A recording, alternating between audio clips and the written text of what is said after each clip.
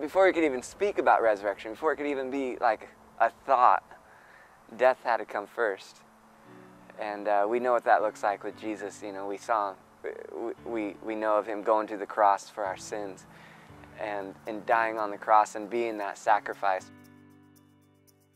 But it says in 1 Corinthians chapter 15, if it just stopped there, if it just stopped at the cross, then Christians would be the most miserable people on this earth.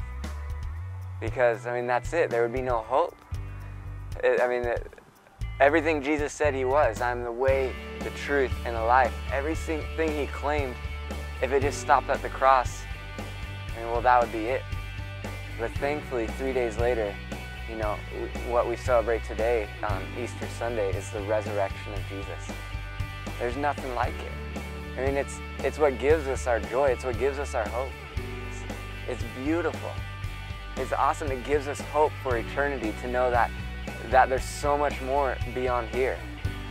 You know, and when a seed is put into the ground, before it could ever grow, it has to die first. And it's the same example of what Jesus gave us today.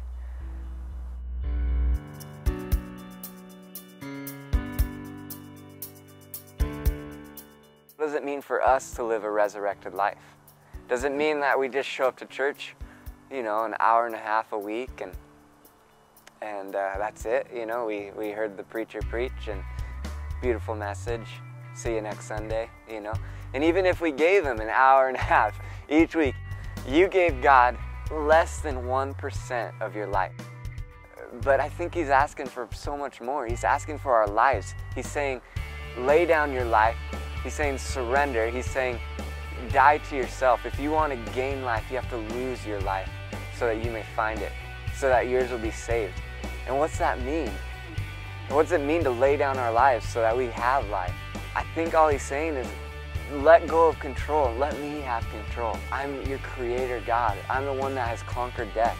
I've beaten sin, you know? And when we try to do it on our own and we're trying to find peace on our own and just going through it, it's that much harder. And if we just say, Jesus, I lay down my life, you know, and I choose to live for you.